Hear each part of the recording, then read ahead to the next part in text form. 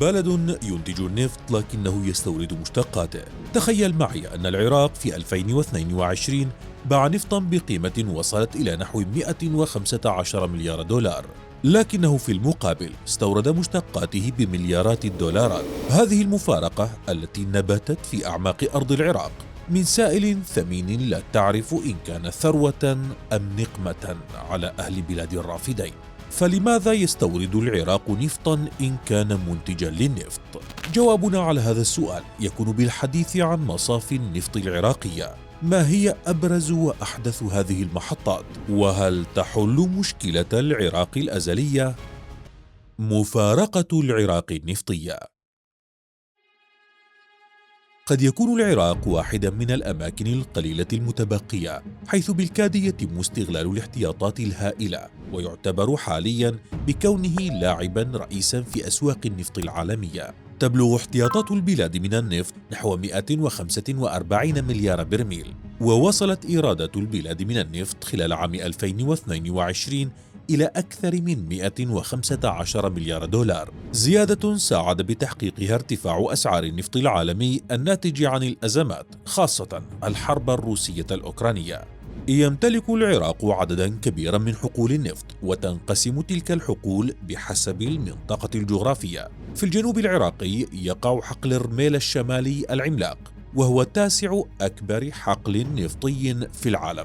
بدأ استخراج النفط من الحقل عام 1970. وفي الجنوب أيضا يقع حقل مجنون الذي ينتج نحو 100 ألف برميل يوميا، إضافة إلى حقل نهر عمر في محافظة البصرة، وحقل غرب القرنة الذي يعتبر امتدادا لحقل الرميلة. ينتج الحقل يوميا 300 ألف برميل، ويعود تاريخ استغلاله إلى عام 1973.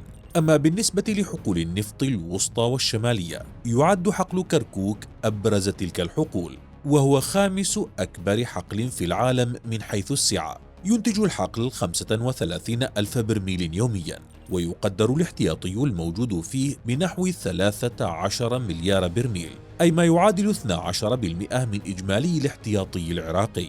وهناك أيضا حقل باي حسن الذي يعود تاريخه إلى عام 1959، إضافة إلى حقلي جنبور وشرق بغداد الذي يبلغ إنتاجه اليومي نحو 20 ألف برميل. وعلى الرغم من أن العراق يعد واحدا من أكبر منتجي النفط الخام في العالم، لكنه يستورد مشتقات نفطية سنويا بمليارات الدولارات. ويعتبر كل من البنزين والكيروسين وزيت محركات السيارات هي الاحتياجات الثلاثة الأساسية للعراقي.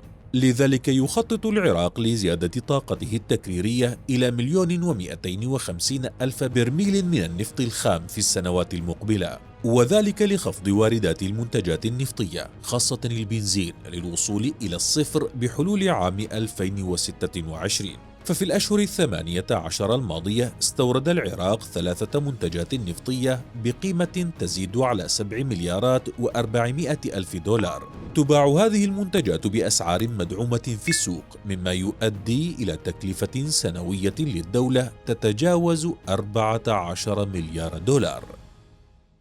مصافي العراق الحديثة.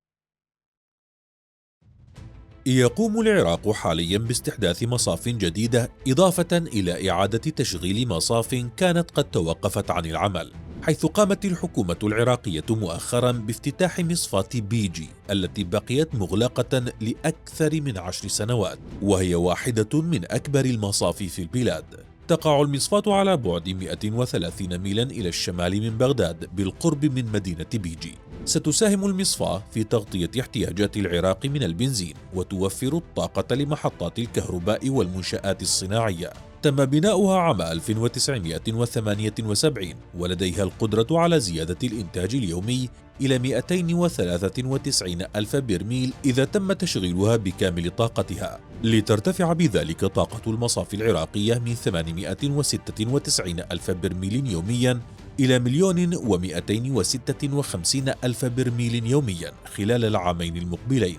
وكان قد افتتح رئيس الوزراء العراقي مصفاة كربلاء تقوم بتكرير 140 ألف برميل من النفط الخام يومياً، وتضم المصفاة التي بدأت عمليات التشغيل التجريبي في سبتمبر 2022 33 وحدة تشغيلية وخدمية وتخزينية بتكلفة وصلت إلى 6 مليارات دولار، بالإضافة إلى محطة لضخ المنتجات النفطية إلى المستودعات الخارجية ومحطات تعبئة الغاز. وتضم المصفاة أيضا محطة لتوليد الطاقة بقدرة 200 ميجاوات، منها 60 ميجاوات ستساهم في تغذية الشبكة الوطنية للعراق. ومن المتوقع أن توفر المصفاة التي تعد الأولى في العراق التي تعمل بالتقنيات الحديثة نحو 60% من احتياجات العراق من المنتجات النفطية، وتنتج 9 ملايين لتر من البنزين و4 ملايين لتر من الكيروسين و750 ألف لتر من البنزين. وفي عام 2016 قامت الحكومة العراقية بطرح مشاريع جديدة لتكرير النفط. تبلغ الطاقة الإجمالية للمصافي الأربع الجديدة 420 ألف برميل يومياً، وهي مصفاة كركوك شمال العراق بطاقة 150 ألف برميل يومياً، مصفاة الكوت 100 ألف برميل يومياً، مصفاة السماوة 70 ألف برميل يومياً، مصفاة البصرة 100 ألف برميل يومياً. الشركات الثلاث شمال ووسط وجنوب.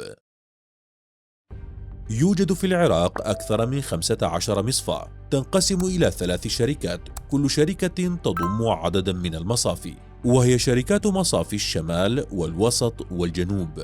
يبلغ إنتاج مصافي الشمال نحو 220 ألف برميل يومياً، أما مصافي الوسط يصل إنتاجها إلى نحو 500 ألف برميل. وبالنسبة لمصافي الجنوب تبلغ طاقتها الإنتاجية نحو 280 ألف برميل. تعد مصفاة بيجي والتي بات اسمها مصفاة الصمود من أكبر مصافي الشمال، وتتألف من 3 مصافي رئيسة، وهي صلاح الدين 1 و2 ومصفاة الشمال. وهناك أيضا مصفاة كركوك والمصفاة الصينية التي يبلغ إنتاجها اليومي 30 ألف برميل، إضافة لمصفاة الكسك والجيارة. أما أبرز مصافي الوسط فتأتي مصفاة الدورة في المقدمة بطاقة إنتاجية تصل إلى 140 ألف برميل يومياً، وتتبع مصفاة كربلاء التي افتتحت مؤخراً لمصافي الوسط، إضافة لمصافي الديوانية والسماوة والنجف، والتي تنتج مجتمعة نحو 80 ألف برميل يومياً. وبالنسبة لأبرز مصافي الجنوب هناك مصفاة البصرة التي تصل طاقتها الإجمالية إلى 210 آلاف برميل، إضافة لمصفاة ميسان وذي قار. ومن المتوقع أن يشهد العراق في الأعوام المقبلة بناء المزيد من المصافي، خاصة بعد أن قامت وزارة النفط العراقية في عام 2023 بطرح 7 فرص استثمارية لتطوير مصافي النفط وزيادة إنتاجها، وذلك للوصول إلى صفر استيراد من مشتقات النفط. فهل يصل العراق إلى هذا الهدف؟